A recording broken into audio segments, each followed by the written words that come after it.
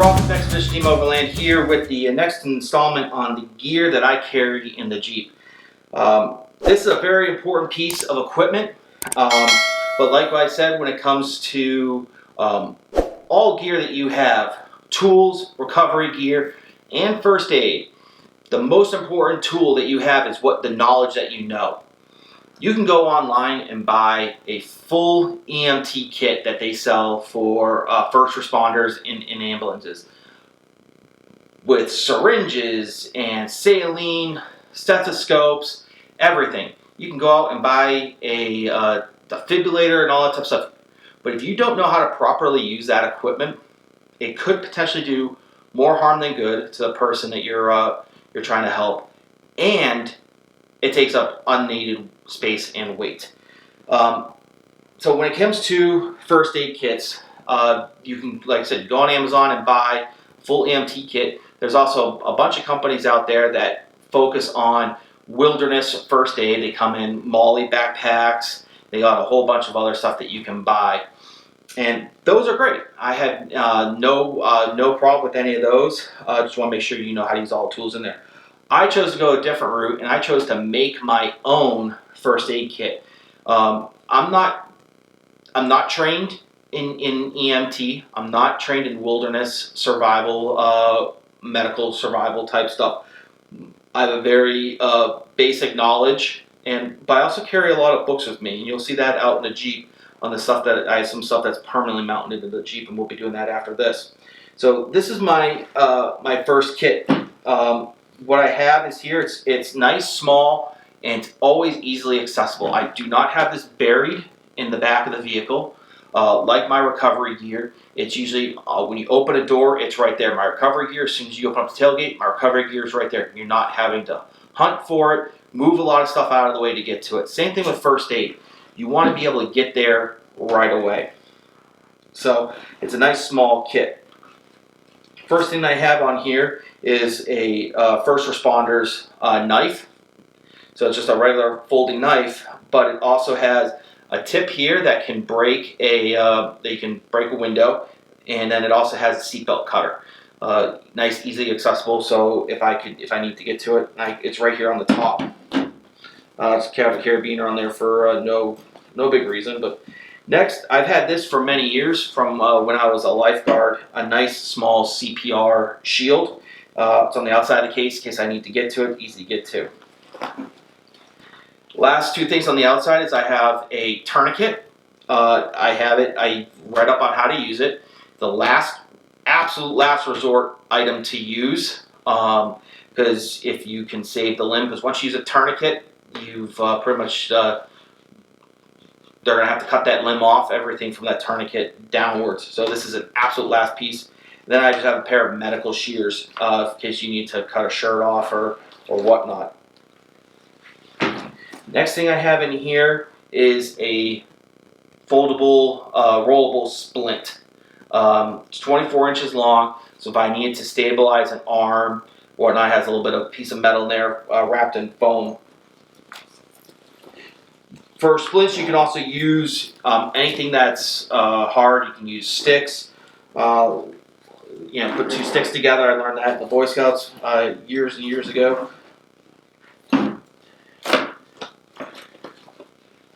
Then on this side, I have a whole bunch of rubber gloves.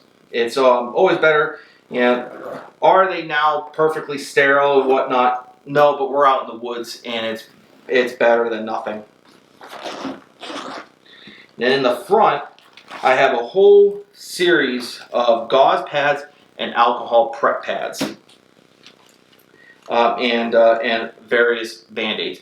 When I'm out on the trail, like I said, I am not trained in wilderness survival, but I want to be able to try if something were to happen. I have enough supplies here to get started, and hoping that we can either get someone out there with emergency first aid, but I have enough here for what I believe I'm going to be seeing on the trail. Someone who cuts their finger, prepping food or firewood or whatnot. We have that. We have the supplies for all that. When you open up the main compartment, I do carry a book in here. So in the event that something more serious happens, it's a reference guide that me or someone else, we can reference it to make sure we're doing everything right. Now, unfortunately, some of the stuff in here does require, that does have expiration dates. I have some ointment creams. This is a big thing I've had, for many, many years. It's called Afterbite. So if you get a mosquito bite, you put this on there and it makes the itching go away a little bit. Very simple survival shelter. Just a mercy blanket, excuse me. Just has the reflective stuff on there, so it keeps your body heat in case someone ends up in a water, cold water or something like that.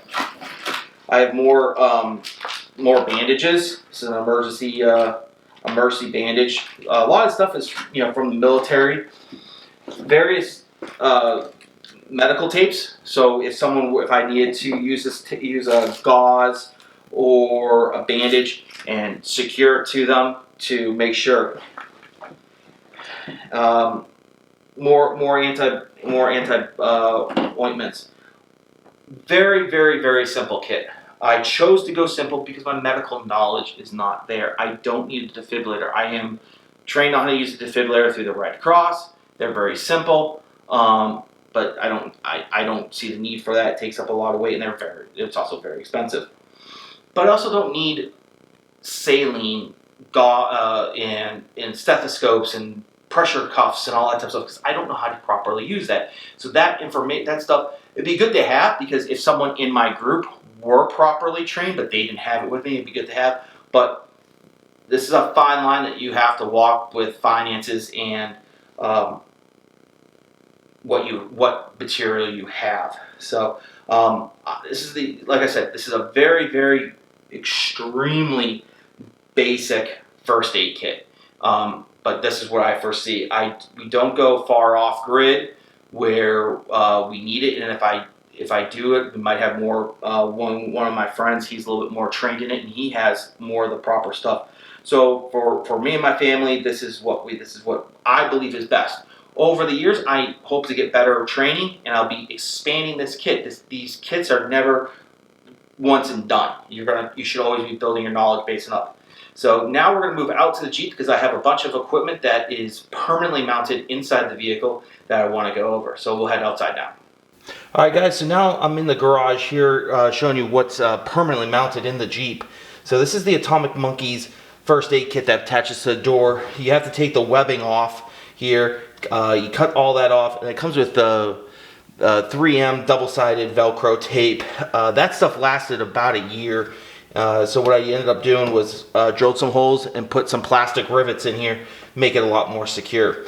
Very, very basic setup I have here. So in this pocket here, I just have a regular Surefire flashlight.